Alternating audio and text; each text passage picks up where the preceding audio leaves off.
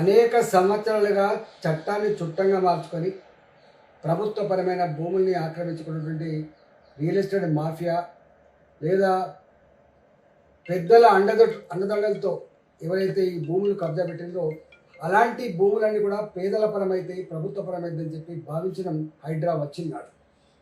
హైడ్రా చెరువులను కాపాడుతుందని, హైడ్రా నాలని కాపాడుతుందని, హైడ్రా పేదవాళ్ళకు అండగా ఉంటుందని చెప్పి భావించడం. కానీ అతి తక్కువ కాలంలోనే హైడ్రా చెరువులలో కట్టుకున్న పెద్దల జోలికి పోలేదు, హైడ్రా భూ మాఫియా జోలికి పోలేదు. హైడ్రా 30 ఏళ్ల క్రితం 40 ఏళ్ల క్రితం ఏ బస్తీలను అయితే నిర్మాణం చేసుకున్నారో బస్తీలలో నివసించే ప్రజలకి నోటీసులు ఇవ్వడం, ఈ బస్తీలు ప్రభుత్వ స్థలంలో ఉన్నాయి, ఈ బస్తీలు చెరువు శిఖంలో ఉన్నాయని చెప్పి కూలగొట్టే ప్రయత్నం చేశాను. నేను మల్కాయిరి పార్లమెంట్ సభ్యుడిగా ఈ ఫీల్డ్ మీద తిరుగుతున్నప్పుడు అనేక ఉదంతాలు ఉన్నాయి. ఒక్కొక్కరు కాళ్ళ మీద పడి నా భర్త క్యాన్సర్ ఉన్నది, నాకు ఇది తప్ప ఇంకో మార్గం లేదని చెప్పి వేడుకున్నా.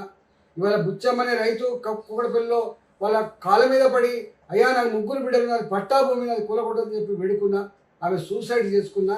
జొన్నబండ లాంటి ఒడ్డెర కాలనీలలో 3 తరాలుగా ఉంటున్నాం మేము ఇక్కడ, ఇప్పుడు వచ్చి మేము మా ఇల్లు కూలగొడుతున్నామని చెప్పి వాళ్ళు కన్నీళ్ళు కార్చినా కూడా కనికరించలే హైడ్రా. ముఖ్యమంత్రి గారు అండదండలతో ఇవాళ వాళ్ళ మీద దౌర్జన్యం చేసే ప్రయత్నం చేసి అనేక మార్లు నేను ఫీల్డ్ మీద ప్రజలకు అండగా ఉండి హైడ్రా చెరువులు కాపాడతలేదు, హైడ్రా ప్రభుత్వ భూములు కాపాడతలేదు, హైడ్రా పేదల ఉసురు పోసుకుంటుందని చెప్పినాం, పేదల ఉసురు తగ్గుతారని కూడా చెప్పినాం.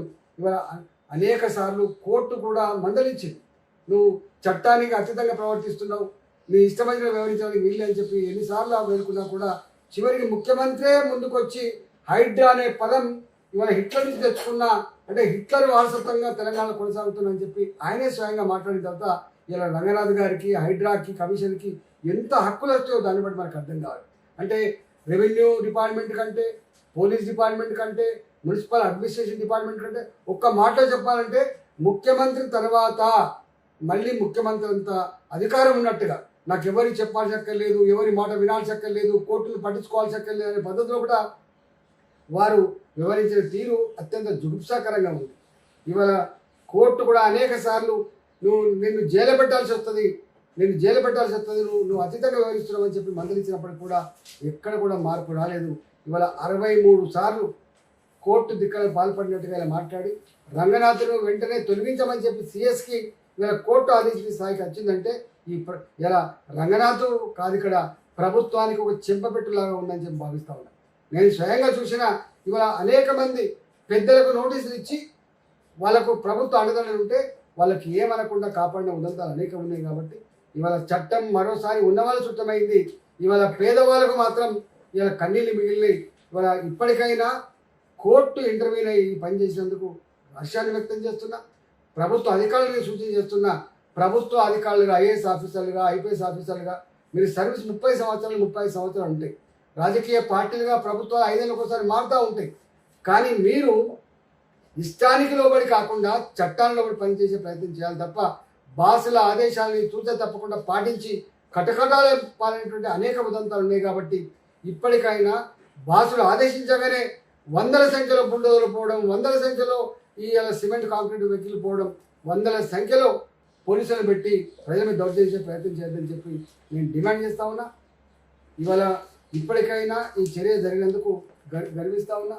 రెండవది, ఇవాళ రియల్ ఎస్టేట్ వ్యాపారం అంతా కూడా హైదరాబాద్ నగరంలో రియల్ ఎస్టేట్ వ్యాపారం ఇవాళ కొన్ని లక్షల మందికి ఉపాధి కల్పిస్తుంది. రియల్ ఎస్టేట్ బాగుంటేనే అనేక రకాల ట్యాక్సెస్ వస్తాయి, నేను స్వయంగా చూసినా.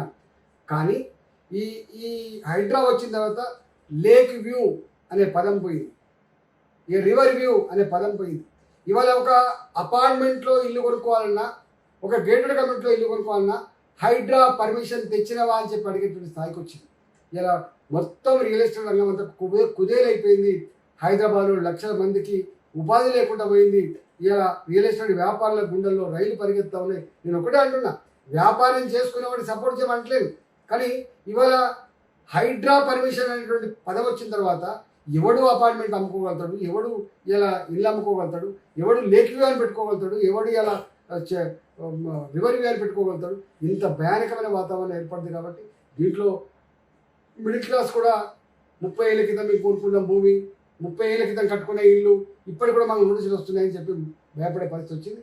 ఇవాళ ప్రభుత్వం ఇప్పటికైనా గుణపాఠం తెచ్చుకొని ఇది రంగనాథ్కి ఇచ్చినటువంటి ఆర్డర్ కాదు, ఇది తెలంగాణ ప్రభుత్వానికి రేవంత్ రెడ్డి సర్కార్కి ఒక చెంపపెట్టులాగా ఉండేటువంటి ఆస్కారం ఉంది. కాబట్టి ఇప్పటికైనా రేవంత్ రెడ్డి గారు ఇలా బేజాలకు పోకుండా కింద ఏం జరుగుతుందో చూడు.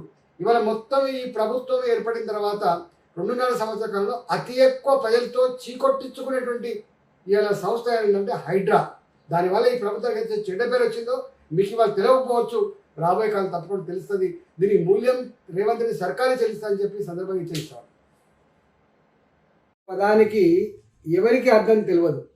స్వయంగా ముఖ్యమంత్రి గారే అహంకారం ఎక్కువైపోయిన తర్వాత హైడ్రా అనే పేరు హిట్లర్ రాజ్యంలో ఒక కోర్ కమిటీకి ఉన్నటువంటి పేరు. ఆ కోర్ కమిటీ ఎవరినైనా జైల్లో పెట్టచ్చు, ఎవరినైనా చంపచ్చు, ఎవరి మీదైనా దౌర్జన్యం చేయొచ్చు. అంటే ఒక మాట చెప్పాలంటే దానికి హక్కులతో సంబంధం లేదు. హిట్లర్ కొన్ని వేల మందిని గ్యాస్ పైపులలో పంపించేటప్పుడు ఒక గట్లాంటి సంస్థ ఇది. ఆ సంస్థని ఈయన ఇన్స్పిరేషన్ తీసుకొని, ఈయన ఆదర్శంగా తీసుకొని ఇలా పెట్టినా అని చెప్పి తనే చెప్తున్నాడు, మనం చెప్పట్లేదు. హైడ్రా అనేటువంటి పదం ఎక్కడి నుంచి వచ్చిందో అని చెప్పి చాలామంది అనుకున్నారు. కానీ హైడ్రా హిట్లర్ రాజ్యంలో ఇంత దుర్మార్గాలకు ఒడిగట్టిన సంస్థ అని చెప్పి మాత్రం ఎవరికి తెలియదు. ఇవాళ అదే పని ఈ రాష్ట్రంలో చేసింది. దాన్ని తప్పకుండా హిట్లర్కి ఏ గతి పట్టిందో ఇలా ఈ సర్కారు కూడా గదే గతి పడుతుందని చెప్పి తెలంగాణ ప్రజానికం శాపనాదాలు పెట్టిండ్రు. తప్పకుండా దీన్ని మూల్యం చెల్లించక తప్పదు.